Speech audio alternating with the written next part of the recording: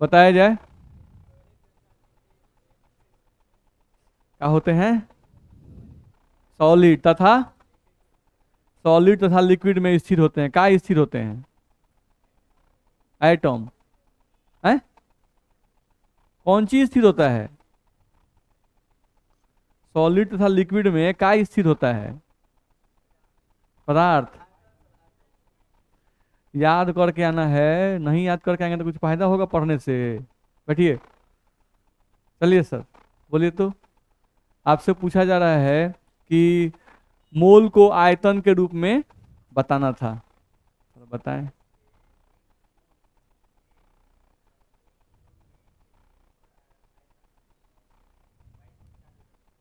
हाँ, किसी भी गैस के एक मोल का आयतन एसटीपी पर 22.4 लीटर के बराबर होता है।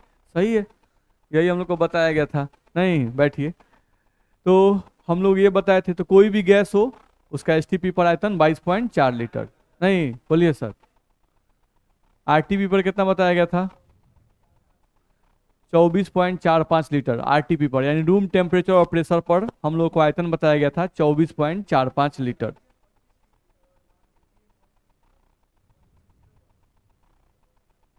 हाँ, सही है।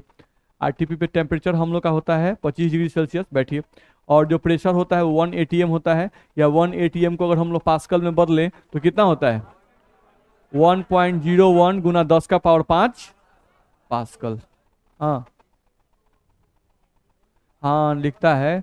एसटीपी और एनटीपी को सेम माना जाता है, नॉर्मल टेम्परेचर और प्रेशर। बस में आ रहा है? ठीक है, चलिए ध्यान दिया जाए।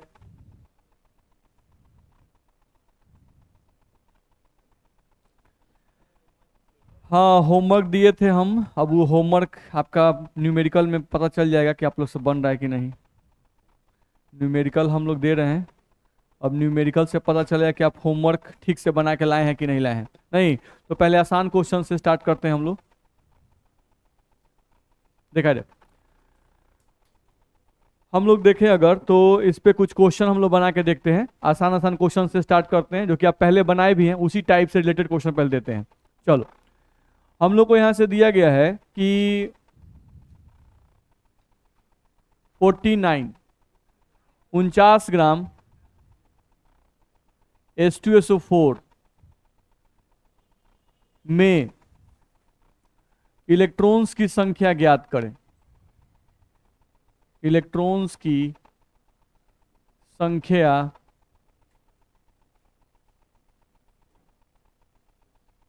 ज्ञात करें। ठीक है, आपको आंसर एन के फॉर्म में देना है, यानी मल्टीप्लाई करके नहीं देना है, एन फॉर्म में आपको आंसर देना है। बिल्कुल इजी क्वेश्चन है। इसका आंसर बताइए हमको क्या आएगा। 49 ग्राम H2SO4 में इलेक्ट्रॉन की संख्या ज्ञात करें। 25 × n आपका आया। चलिए बाकी लोग बताएं।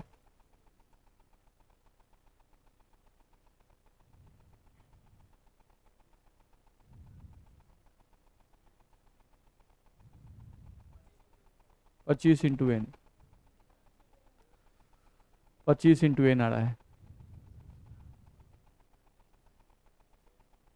बोलिए निखिल जी, बोलिए सर। 25 × n आप बोल दिए। आए? आपका दो आ रहा है। आपका जो आ रहा है वो बताइए कितना आ रहा है। 3.011। 25 × n। देखा जाए 25 × n ही आंसर होगा। नहीं, वो हम लोग का 25 × n ही आंसर आएगा। चलो देखा जाए, जब भी हम लोग को इस टाइप क्वेश्चन दिया हुआ है, नहीं, जब भी मोल कॉन्सेप्ट का क्वेश्चन दिया हुआ है, 49 ग्राम आ गया तो ग्राम आ गया, यानी कि मोल पे आ गया। नहीं, 49 ग्राम H2SO4 में इलेक्ट्रॉन की संख्या ज्ञात करनी है। तो सबसे पहला काम ये होता है, जब हम इसका आंसर बना रहे हैं, तो जो H2SO4 दिया हुआ है इसके बारे में हम लोग जो जानते हैं उसको पहले थोड़ा सा लिख लेंगे। नहीं, तो चलो पहले हम 1 मोल H2SO4 लिख दिए। 1 मोल H2SO4 लिख दिए। नहीं, अब हम लोग देखें अगर तो यहाँ पर 1 मोल H2SO4 का पहले हम लोग भार निकाल लेते कि 1 मोल H2SO4 का भार कितना होगा। तो भार निकालना तो हम जानते हैं, हाइड्रोजन का भार 2, सल्फर का, ऑक्सीजन का 64, जोड़ेंगे तो कितना आएगा 98। तो ये 1:4 का अगर भार निकालते हैं तो 98 AMU बोलते हैं। और अगर 1 मोल का लिखेंगे तो यहाँ पे क्या लिखेंगे 98 ग्राम लिखेंगे। इतना में तो दिक्कत नहीं है। नहीं, दूसरा हम लोग को देखना है कि निकालना हम लोग को इलेक्ट्रॉन की संख्या है। नहीं, तो इसमें इलेक्ट्रॉन की संख्या निकालना भी हम लोग जानते हैं। अगर H2SO4 हम लिखते हैं तो इसमें इलेक्ट्रॉन की संख्या निकालने के लिए परमाणु संख्या को जोड़ा जाता है। तो परमाणु संख्या जोड़ेंगे, हम लोग जोड़ेंगे यहां से तो कितना आएगा 2, 16 और चौका 32, कितना होगा 50। तो अगर एक H2SO4 होता तो एक H2SO4 में कितने इलेक्ट्रॉन 50, लेकिन यहां पर 1 मोल है तो 1 मोल का मतलब 50 गुना N। नहीं, क्योंकि 1 मोल का मतलब N से मल्टीप्लाई हो जाएगा। तो ध्यान रखना है कि यहाँ पे इलेक्ट्रॉन्स अगर कोई लिखता है तो क्या लिखेंगे 50 इंटू N इलेक्ट्रॉन्स। तो यहां से एक रिलेशन हमको मिल गया। ध्यान रखना है ये दोनों बराबर नहीं है, ये नहीं कि सर बराबर लिख रहे हैं, ये रिलेशन है कि 98 ग्राम H2SO4 में इलेक्ट्रॉन कितने होते हैं 50 इंटू N होते हैं। ध्यान रखना है, ठीक है। तो हम यहाँ पे लिखते नहीं, इसको तो हम लोग मिटा सकते हैं ना, ये जो समझाए वो मिटा सकते हैं ना, देखा जाए तो हम लोग यहां से देखें अगर तो हम लोग यहां से बोल सकते थे, इसको रिलेशन से हमको मालूम चल गया कि 98 ग्राम H2SO4 में 50 गुना N इलेक्ट्रॉन्स होते हैं, 50 गुना N इलेक्ट्रॉन्स होते हैं, ऐसा लिख दिए। तो इसलिए अगर 1 ग्राम में निकालना होता तो 1 ग्राम H2SO4 में कितना निकलता, तो 50 multiplied by N divided by 98 electrons होते हैं। चलो, तो इसलिए हमको निकालना कितने में है, तो हम लोग को निकालना है कितना में 49 ग्राम में। तो साफ मुजवानी ही बन जाता। नहीं, 49 ग्राम H2SO4 में भाई इसका आधा कर देंगे सीधे।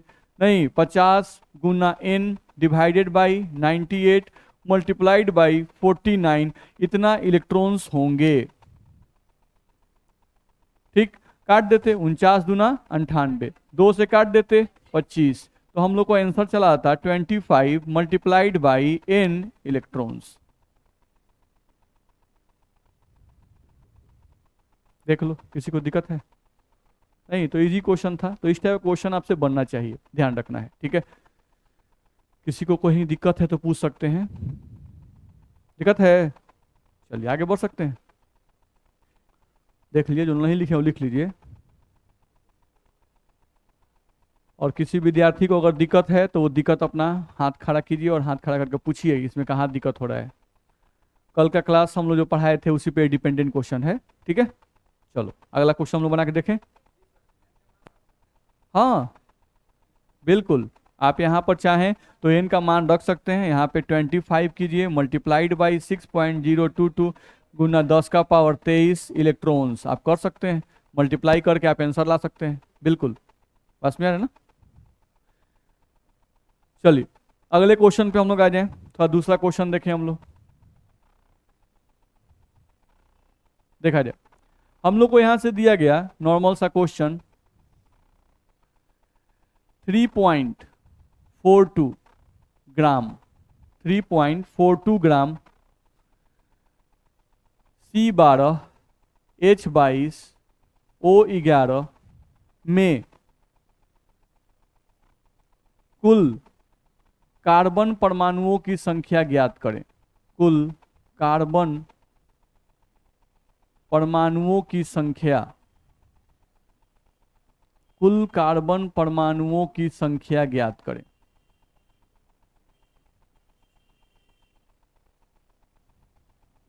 चलिए बनाइए। तो इसको हम लोग को यहां से सिंपल सा क्वेश्चन दिया गया है, नहीं कि 3.42 ग्राम C12 H22 O11 में कुल कार्बन परमाणुओं की संख्या ज्ञात करें। बनाइए, बिल्कुल इजी क्वेश्चन है। हाँ, कार्बन परमाणुओं की संख्या ज्ञात करनी है आपको 3.42 ग्राम C12 H22 O11 में। ये क्या है? चीनी है। बोलो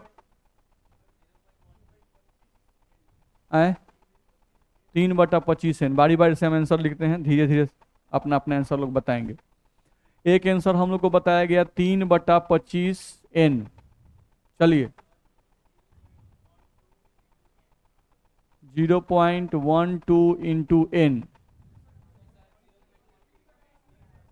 रुकिए बारी बारी से, 3/25 n, इसके अलावा इसका इतना कितने लोगों को आया है? एक विद्यार्थी, दो विद्यार्थी, को पीछे हाथ खड़ा है, 3 और एक वहां पे 4 और एक यहाँ पे 5, मतलब काटने पर ये वही आ रहा है, यानी दोनों वैल्यू क्या है, सेम है, तो 0.12 n। तो चलिए जो लोग भी बताए हैं, अब यही, इससे अलग भी किसी का आ रहा है? इस सबका यही आ रहा है, देख लीजिए, सब लोग का यही है। 21.84, आपका आ रहा है 21.84, बस यही, एन नहीं ना, गुना एन, ये आ रहा है। चलो बना के अब चेक कर लेते हैं। हम लोग देखें अगर तो C12H2211, तो हम क्या बोले, जब भी मोल का सवाल दिया रहे तो पहले एक मोल के बारे में जो जानते हो उसको लिख दो, इससे जुड़ा हुआ, नहीं जैसे इसमें ग्राम है तो पहले एक मोल का तुम भार निकाल लो, नहीं, और एक मोल में कार्बन परमाणु पहले निकाल लो, बात समझ में आ रहा है, जो दिया हुआ है पहले उसको निकाल लो। तो चलो अब एक मोल पहले लिखो, तो अगर हम एक मोल लिखते हैं C12H22O11, नहीं तो इसका भार हम निकालना जानते हैं, 342 आता होगा, नहीं 342, आप लोग इसको निकालना जानते होंगे, हम लोग मास निकालना सीख चुके हैं, तो 342 ग्राम इसका मास आएगा। ठीक है, अब इसमें कार्बन परमाणु, तो इसमें कार्बन कय गो दिख रहा है, 12 गो, तो ये एक मोल में पूछ रहा है, तो अगर एक मोल में पूछेगा तो 12 गुना n लिखें, कार्बन परमाणु, बोलो दिक्कत है? तो यहां से एक रिलेशन मिल गया हम लोग को कि 342 ग्राम शुगर में, ये चीनी का फॉर्मूला है, 342 ग्राम चीनी में 12 गुना n कार्बन परमाणु है ना? नहीं तो बस सवाल बन गया, उसी को हम लिख देंगे यहां से, बस 342 ग्राम शुगर, ये चीनी का फॉर्मूला है, उसी को हम यहाँ शुगर लिख रहे हैं, 342 ग्राम शुगर में कितना कार्बन है भाई, तो 12 गुना n कार्बन है, 12 गुना n कार्बन है। ठीक है, तो इसलिए हम लोग यहां से अगर 1 ग्राम में निकालते कि 1 ग्राम शुगर में कितना होगा, तो 12 गुना n डिवाइडेड बाई 342 कार्बन है, तो इसलिए आपको निकालना था 3.42 ग्राम, नहीं शुगर में कितने होंगे भाई, तो क्या लिखेंगे, 12 गुना n बट्टा में 342 मल्टीप्लाइड बाई 3.42 को 342 बटा 100, नहीं इतना कार्बन होगा, इतना में दिक्कत है? तो यहां से हम लोग 342 से 342 काट देते, 100 से डिवाइड था तो 0.12 मल्टीप्लाइड बाई n कार्बन, तो जिनका भी 0.12 n आया था वो सही था, नहीं या 3/25 भी जो आया था अगर यही डिवाइड करके आता है तो भी सही है, दिक्कत है? आए हाँ चढ़ती हैं 12/25 का 100, इतना में दिक्कत नहीं ना है? जिसको जो लोगों से नहीं बन रहा है बना देने पे समझ में आ रहा है, ये ध्यान रखना होगा। तो ये सब आसान क्वेश्चन है, हम लोग इस तरह से रिलेट करके आसानी से बना सकते हैं, ध्यान रखना है। चलो आगे बढ़ सकते हैं, देख लीजिएगा, हाँ खड़ा हो जाइए, कोई हाथ उठाए थे, हाँ उठिए ना, अच्छा लिख रहे हैं सर, चलिए तो अगला क्वेश्चन हम लोग देख सकते हैं। ठीक है, अगला क्वेश्चन बाकी लोग लिखिए, अगला क्वेश्चन बाकी लोग लिखिए, देखिए तो 90 ग्राम ग्लूकोज में, 90 ग्राम ग्लूकोज में, 90 ग्राम ग्लूकोज में कुल परमाणुओं की संख्या ज्ञात करें, 90 ग्राम ग्लूकोज में कुल परमाणुओं की संख्या ज्ञात करें। अगला क्वेश्चन है आपका, 90 ग्राम ग्लूकोज में कुल परमाणुओं की संख्या ज्ञात करें।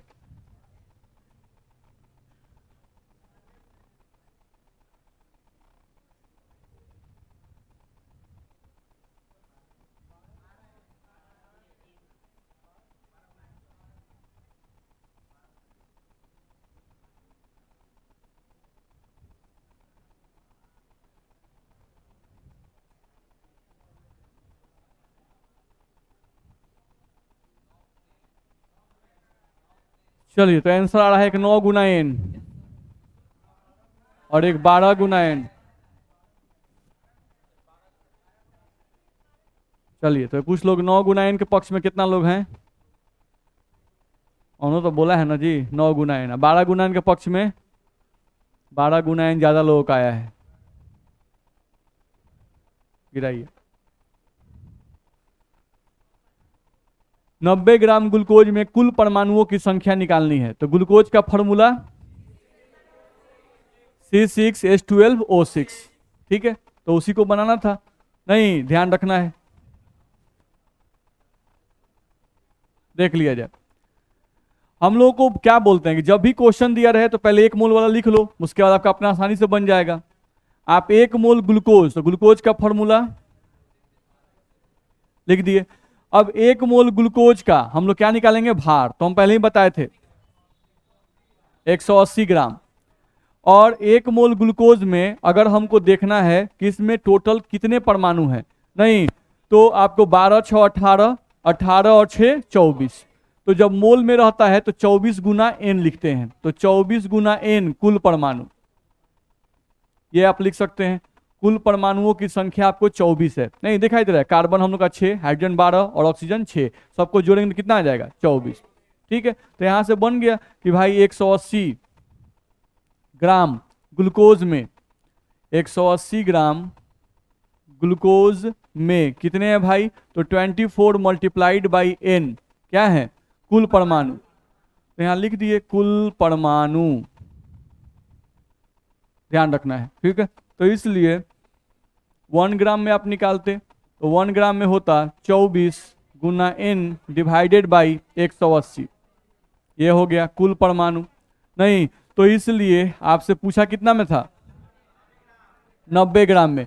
तो 90 ग्राम ग्लूकोज में अगर निकालेंगे तो हम लोग का हो जाएगा 24 multiplied by N divided by 180 multiplied by 90 कुल परमाणु। बोलो दिक्कत है? 90 दूना 2 से 12, तो 12 गुना एन कुल परमाणु।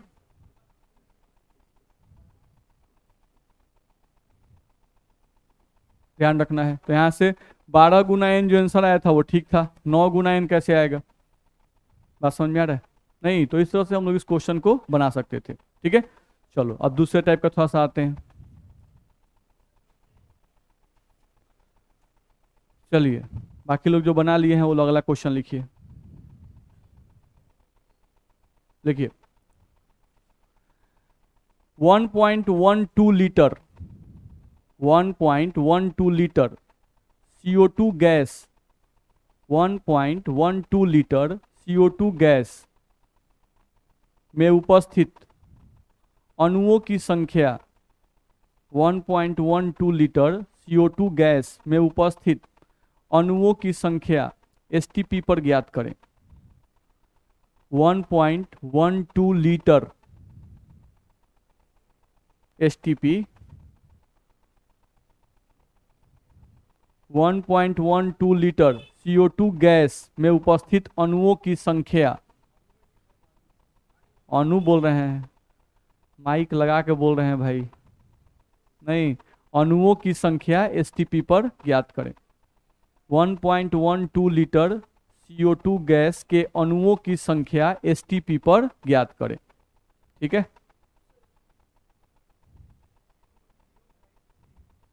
0.05 N। चलिए,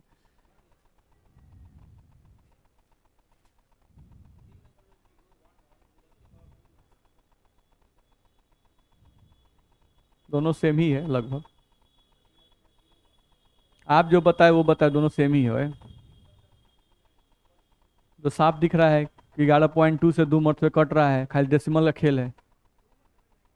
हाँ, 11 दूना 22.4। अरे तो वही ना है भाई, 112 और 224 काटेंगे 2 मरतबे नहीं कटेगा। अब डेसिमल ऊपर नीचे खाली करना है तब।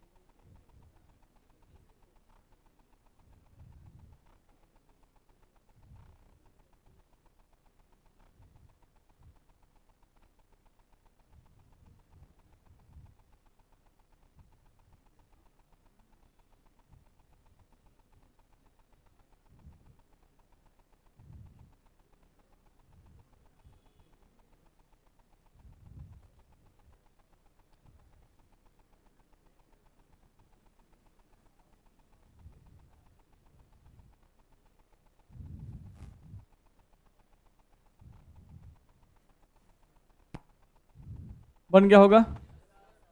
कितने लोग बना लिए? अभी भी कुछ लोगों से बच जा रहा है, नहीं नहीं बन रहा है, कुछ बच्चे बना ले रहे हैं, हाथ गिराइए। कल का क्लास जो हम लोग पढ़ाए थे उसी पर तो डिपेंडेंट सब है।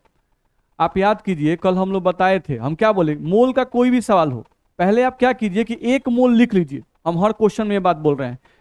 आप CO2 के बारे में है, आप चुपचाप पहले एक मोल CO2 के बारे में, जो आयतन के बारे में जानते हैं वो लिख दीजिए, आपका सवाल अपने आप बन जाएगा। ठीक है, हमको इसका आंसर बनाना, हम हर एक क्वेश्चन को सेम तरीके से बना रहे हैं, ध्यान रखना है। ठीक है, आपको क्या करना है, 1 मोल CO2 गैस एट STP आप ले लिए, इसका आयतन आप जानते हैं 22.4 लीटर, आपको पढ़ाया गया है। तो इसका आयतन हो गया 22.4 लीटर। हम कल बताए थे किसी भी गैस के 1 मोल का आयतन STP पर 22.4 लीटर के बराबर होता है, ऐसा बताया गया था। ठीक है, अब हमको अणुओं की संख्या देखनी थी, तो पहले 1 मोल में अणु का संख्या तो निकाल लो। नहीं तो 1 मोल में अणु का संख्या क्या होगा, N अणु। आप 6.022 लिखो या N अणु लिखो, नहीं तो यहां से रिलेशन तो बन गया। बन गया रिलेशन क्या कि 22.4 लीटर जो CO2 है उसमें अणुओं की संख्या कितनी है, N। नहीं तो सवाल बन गया यहां से 22.4 लीटर, नहीं CO2 गैस में N अणु उपस्थित हैं, N अणु उपस्थित हैं, ये हम जानते हैं। तो पहले जो जानते हैं वो तो लिख दीजिए, जो जानते हैं वो लिख दिए, सवाल बन गया, कुछ इसमें करना ही नहीं है। तो इसलिए आपको कितने में निकालना था, 1 लीटर CO2 में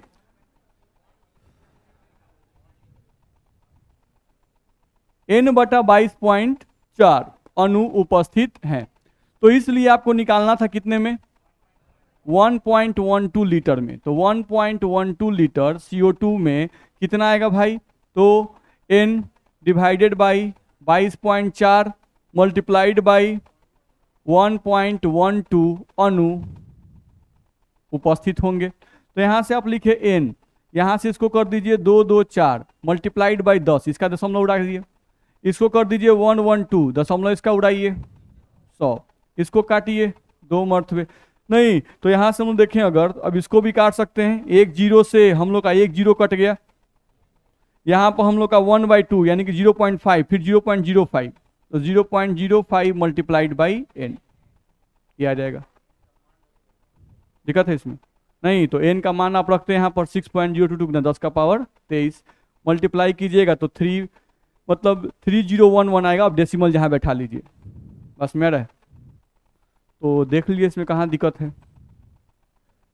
क्वेश्चंस बनने चाहिए, ध्यान रखना है।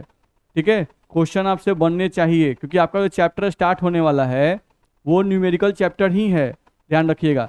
सॉल्यूशन में आपका जितना चैप्टर आप पढ़िएगा, उसमें सॉल्यूशन में जितना टॉपिक पढ़िएगा वो टोटल टॉपिक ही न्यूमेरिकल है।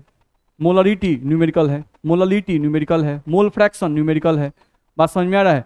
जितना चीज पढ़ेंगे, राउल्ट्स लॉ न्यूमेरिकल है, जो भी टॉपिक उसे पढ़ाएंगे, हेनरी लॉ न्यूमेरिकल है, मेरी बात समझ में आ रही है। डाल्टन्स लॉ, जितना भी उसमें लॉ बनाया गया ना, सब न्यूमेरिकल पे ही डिपेंडेंट है। ठीक है, तो एक तरीका है कि थ्योरी पढ़ा दीजिए, खत्म हो जाएगा तुरंत। नहीं, लेकिन हर एक थ्योरी पे न्यूमेरिकल करेंगे तो उसमें टाइम लगेगा। ठीक है, चलो, तो ये क्वेश्चन समझ में आया सभी लोगों को? किसी विद्यार्थी को अगर दिक्कत हो तो बोलिएगा, अगर आप नहीं बोलते हैं, बुझा रहे हैं ना, तो हमको दोष नहीं लगेगा, बुझा रहे हैं ना, हम अपना पाप छुड़ा लिए हैं, अपना दोष छुड़ा लिए हैं। ठीक है, पूछ के कि भाई किसी को दिक्कत है तो पूछिए, और नहीं दिक्कत आप पूछ रहे हैं, मने मन रख रहे हैं, छोड़ो क्या पूछें, छोड़ो क्या पूछें, नहीं भीतरे भीतरे रख रहे हैं तो समझिए कि आप पापी हैं, बुझा रहे हैं ना। हाँ, विद्यार्थी अगर नहीं समझा पढ़ाई को अपने क्लास में आके, तो वो अपने साथ बेईमानी कर रहा है, ध्यान रखना है। नहीं पूछ रहा है तो उससे भी बड़ा बेईमानी कर रहा है। नहीं, क्लास नहीं आ रहा है तो महा महा महा महा का कितना का पावर पापी है। हाँ बोलिए, देखिए एक आदमी का आत्मा जागा, बोलिए। अच्छा छूट गया, हमको लगा कि पूछने वाला बात है। नहीं तो कुछ आदमी का आत्मा जागता है जब क्लास से हम लोग मोटिवेट करते हैं, कहते हैं कि अरे पूछो, सब कहता है नहीं पूछेगा क्या होगा तुम्हारा, नहीं तो सोचता है कि छोड़ो पूछिए लेते हैं। नहीं, चलिए तो अगला क्वेश्चन हम लोग बनाने की कोशिश करते हैं। जब समझ गए ना तो उतारने में थोड़ा तेजी करेंगे, जब आप समझ जाते हैं तो उतारने में तेजी करेंगे, ध्यान रखना है, ठीक है। आगे बढ़े, हो गया, चलो ध्यान दो। अगला क्वेश्चन हम लोग को दिया गया यहां से कि इनमें से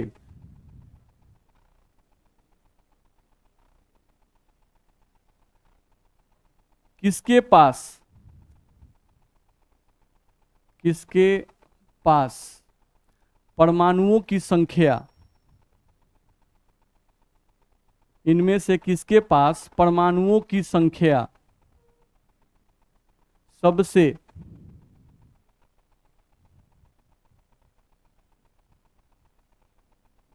ज्यादा है, इनमें से किसके पास परमाणुओं की संख्या सबसे ज्यादा है। 1 ग्राम O3, 1 ग्राम O2, 1 ग्राम O। यहां पर 3 हमको दिए गए हैं, इनमें से किसके पास परमाणुओं की संख्या सबसे ज्यादा है। 1 ग्राम O3 में सबसे ज्यादा परमाणु है, कि 1 ग्राम O2 में सबसे ज्यादा परमाणु है, कि 1 ग्राम O में सबसे ज्यादा परमाणु है। इसको निकालना है, बताएं आप लोग।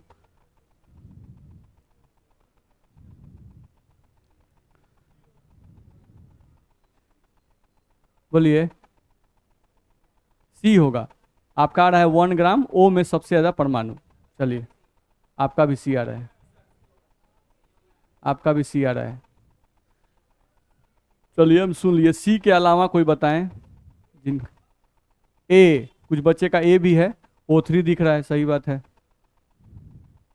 बी में कुछ लोग हैं कि नहीं, ए और सी दोनों का। ए है, ए सी होगा।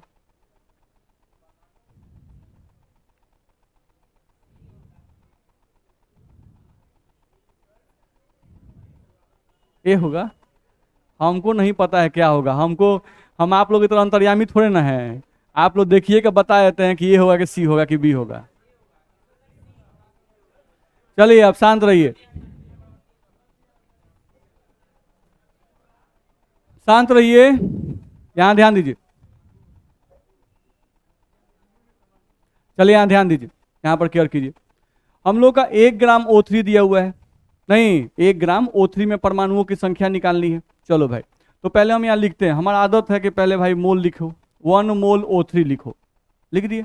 नहीं, अब 1 मोल O3 लिखे तो इसका वजन कितना है, एक ऑक्सीजन का 16 होता है, तो 3 ऑक्सीजन का 48, तो हम इसको लिख दिए 16×3 = 48 ग्राम। इतना में दिक्कत है, ठीक है। अच्छा, 1 मोल लिखा हुआ है, नहीं 1 मोल यहाँ पे लिखा हुआ है, नहीं तो 1 मोल, और O3 में ऑक्सीजन कई गो दिख रहा है, 3 गो। नहीं, तो हम लोग को ध्यान रखना है, 1 मोल में अगर ऑक्सीजन परमाणु को पूछे तो 3 × N लिखें, 3 × N परमाणु।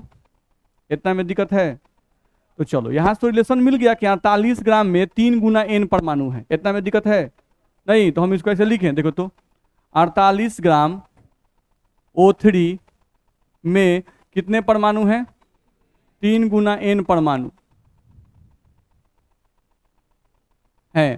तो इसलिए हम लोग को 1 ग्राम में निकालना था, तो 1 ग्राम O3 में 3 × N डिवाइडेड बाई कितना लिखें, 48, नहीं इतना परमाणु होगा। अच्छा, तो 3 से कटेगा ना, 16। यहां पर वैल्यू हम लोग को आ गया N/16 परमाणु। इतना में किसी को दिक्कत है, देख लीजिए। नहीं, तो ये हम लोग का जो था, ये फर्स्ट हम लोग का केस जो था वो हम लोग का तैयार हुआ, ए ऑप्शन। अब सेम आ रहा है हैं? अब सेम आ रहा है, अभी तो ए पर कोनो हल्ला कर था, कोनो सी पर हल्ला कर था, बी पर कोनो नहीं टिका था, हैं? सबका N/16 ही आएगा।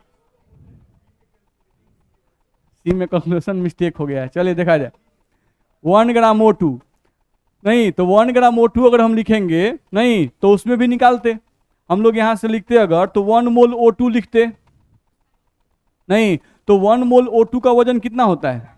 16 दूना 32 ग्राम लिखते, 2 ऑक्सीजन है भाई। ठीक है। और इसमें अगर हम लोग को देखा जाए, कोई बोल रहा है कि परमाणुओं की संख्या बोलनी है, तो इसमें परमाणु कय गो दिख रहा है? 2 गो। नहीं तो 2 गो यानी कि 2 गुना N परमाणु, यहां पर लिख दिए 2 गुना N परमाणु। तो इसलिए हम लोग को यहां से मालूम चला कि 32 ग्राम में 2 गुना N परमाणु है, तो यहीं से हम लोग बना लेते 1 ग्राम में अगर निकालना था तो 1 ग्राम में होगा 2 गुना N डिवाइडेड बाई 32 परमाणु। 2 से यहाँ काट देते, कितना हम लोग को आ जाता? 16। तो यहाँ भी वैल्यू हम लोग को आ गया N/16 परमाणु आया। नहीं चलो, तो ये सेकेंड केस हम लोग का आ गया बी वाला। अब हम लोग सी का केस बना सकते थे। तो सी में हम लोग को देखा जाए तो 1 ग्राम ऑक्सीजन में कुल परमाणु निकालना है, तो सी में हम लोग यहाँ पे फिर लिखते हैं उसके लिए 1 मोल ऑक्सीजन। तो 1 मोल ऑक्सीजन का मतलब कितना? 16 ग्राम। 1 मोल ऑक्सीजन का मतलब हो गया 16 ग्राम। और यहां पर आप जानते हो कि 16 ग्राम और 1 मोल का मतलब 1 ऑक्सीजन है, तो कितना परमाणु लिखें? N परमाणु। 1 गुना N लिखेंगे तो N ही आएगा ना। नहीं तो 16 ग्राम में N परमाणु है, तो इसलिए 1 ग्राम में कितना होगा? N/16 परमाणु आएगा कि नहीं आएगा? आएगा। तो सभी में परमाणुओं की संख्या सेम आई कि अलग आई? सेम आई। तो आंसर हमारा तो ABC तीनों है ना। नहीं बस मेरा है। कुछ को 3 दिखाई दे रहा था गधा को, कौनो सोचा कि नहीं जिसमें 3 दिखाई दे रहा है ना वो नहीं होगा, इसमें 1 दिखाई दे रहा, जरूर यही होगा ये वाला। नहीं, एक से एक दिमाग लगाने वाले यहाँ पर बैठा हुआ है सब, बस मेरा है। फिर कोनो कोनो को लगा कि ए और सी दोनों हो सकता है, नहीं बी में इनका क्वेश्चन मिस्टेक हो गया, ध्यान रखना है। तो ये तीनों में परमाणुओं की संख्या क्या है? समान है। बिना निकाले हुए नहीं बताना है, बस मेरा क्वेश्चन सॉल्व करेंगे तब क्वेश्चन के बारे में बताएंगे। बिना किसी व्यक्ति के बारे में जाने हुए उस व्यक्ति के बारे में अपना राय मत पलट दीजिए। नहीं, देखने में तो लग रहा है कि बदमाश है, नहीं हो सकता है बेचारा अच्छा आदमी हो, नहीं आप देख के उसको कह रहे हैं कि बड़ा बदमाश है, तो ऐसा काम मत किया कीजिए, ध्यान रखना है। तो इसमें कुल परमाणुओं की संख्या सब में परमाणु से क्या आ गई? सेम आ गई। ठीक है, आगे बढ़ सकते हैं।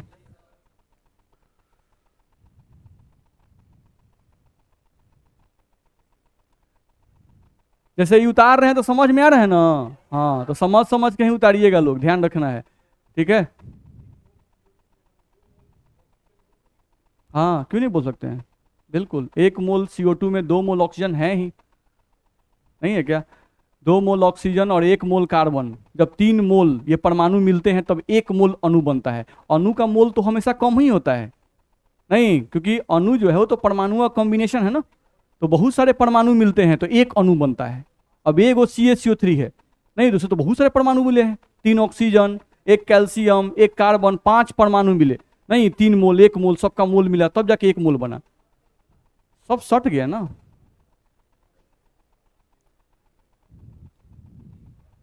आगे बढ़े, चलिए क्वेश्चन लिखिए। लिखिए, एक व्यक्ति एक व्यक्ति एक व्यक्ति विश्व के प्रत्येक आदमी को एक व्यक्ति विश्व के प्रत्येक आदमी को एक व्यक्ति विश्व के प्रत्येक आदमी को चीनी का 3 अणु प्रदान करता है। एक व्यक्ति विश्व के प्रत्येक आदमी को चीनी का 3 अणु प्रदान करता है। 3 अणु प्रदान करता है। एक व्यक्ति विश्व के प्रत्येक आदमी को चीनी का 3 अणु प्रदान करता है। यदि विश्व की जनसंख्या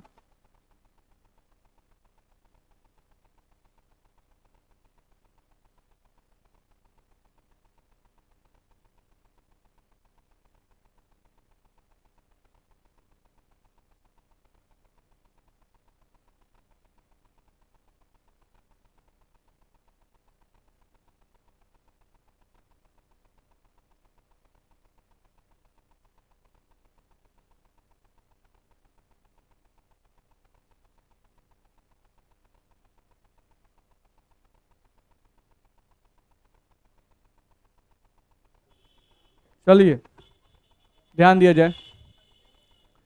तो यदि विश्व की जनसंख्या 3 × 10⁻9 है, 3 × 10⁻9, 3 × 10⁻9, नहीं, यदि विश्व की जनसंख्या 3 × 10⁻9 है तो बताएं कि उस आदमी ने चीनी के कितने ग्राम विश्व में बांट दिए। तो बताएं कि उस आदमी ने चीनी के कितने ग्राम विश्व में बांट दिए। तो बताएं कि उस आदमी ने चीनी के कितने ग्राम विश्व में बांट दिए।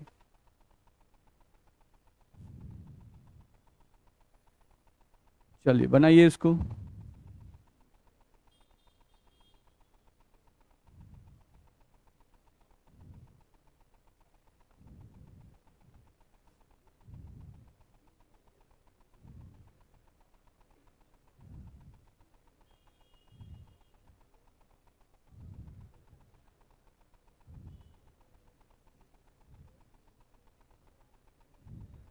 बोलिए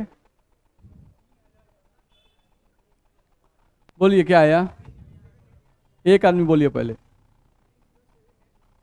हाँ, 3078 इंटू 10⁹ ग्राम। बैठिए, आपका भी आया है।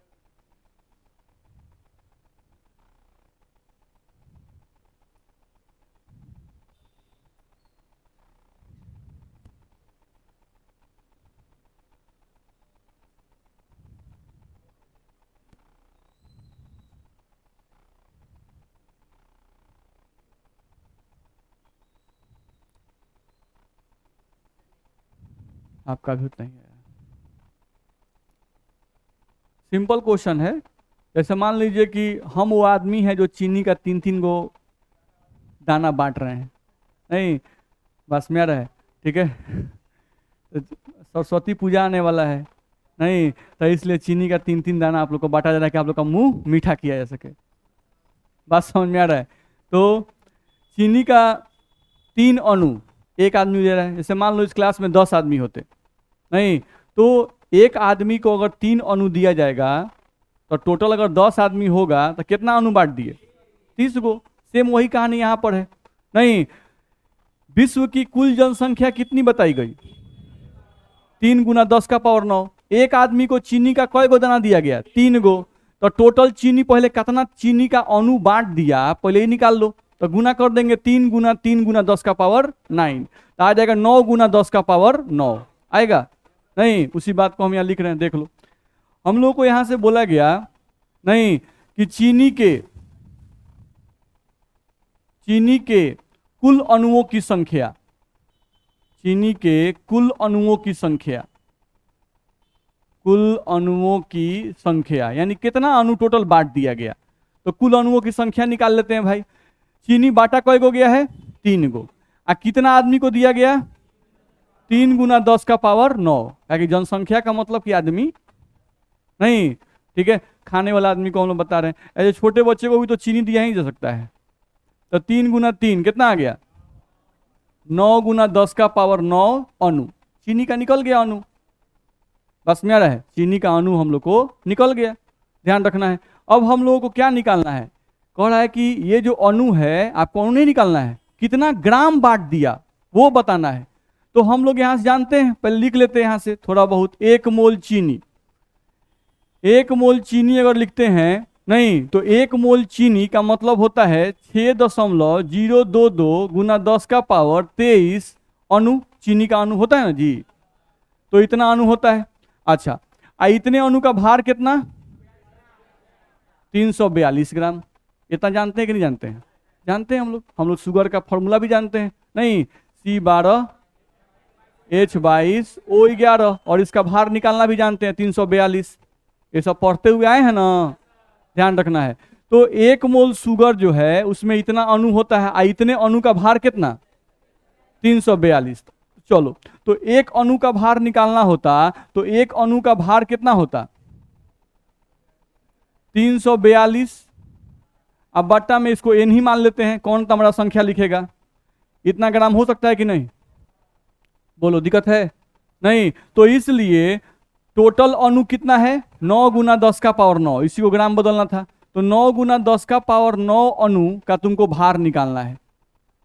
नहीं तो भार निकालेंगे तो यहां से हम लोग का आ जाएगा 342 नहीं बट्टा n मल्टीप्लाइड बाई 9 इंटू 10⁻⁹। ये हम लोग का आएगा, इतना ग्राम हम लोग का आंसर होगा। अब इसी को मल्टीप्लाई करते, जैसे 9 से मल्टीप्लाई शायद किए हैं तो 9 दूना 18 आया है, और यहाँ पे 9 चौका 36, 36 और 1 37, 9 3 27 और 27 और 3 30, तो 3078 डिवाइडेड बाई n हम कर दिए, नहीं मल्टीप्लाइड बाई 10 का पावर 9 ग्राम बोल सकते थे हम लोग। हाँ, यहाँ पर ये लोग n छोड़ दिए हैं, यहाँ पर n होता तो ठीक होता। बोलिए इतना में दिक्कत है? देख लीजिए कहीं दिक्कत तो बताइए, कहाँ दिक्कत हो रहा है। क्वेश्चन क्या है? सिंपल है।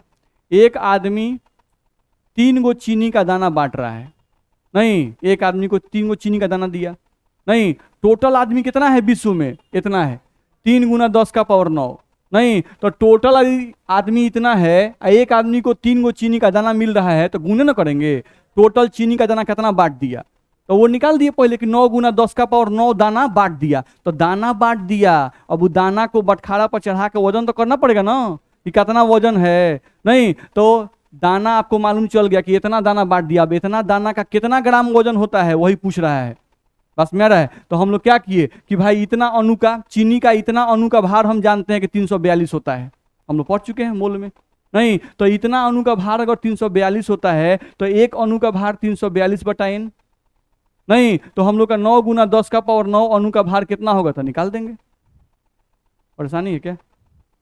देख लीजिए, तो इस तरह से हम लोग बना सकते हैं। ये सब इजी क्वेश्चन ही हम लोग बना रहे हैं, ध्यान रखना है। किसी को दिक्कत है तो इस टाइप का क्वेश्चन आप बना सकते हैं, ध्यान रखना है, ठीक है। चलिए तो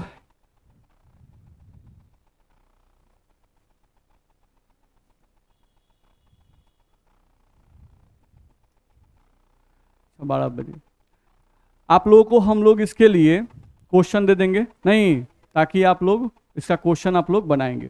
बात समझ में आ रहा है? ठीक है, तो क्वेश्चन हो सकता है कि टाइप हो रहा हो, तो अभी जिन लोगों का क्लास होगा तो उन लोगों को तो मिल जाएगा, और जिन लोगों का नहीं होगा वो लोग 2 घंटे बाद आके ले लेंगे, या हम PDF भेज देंगे, ठीक है। पहला बात। दूसरा बात, कल सरस्वती पूजा है, नहीं तो कल आप लोग सादर आमंत्रित हैं, नहीं पूजा में।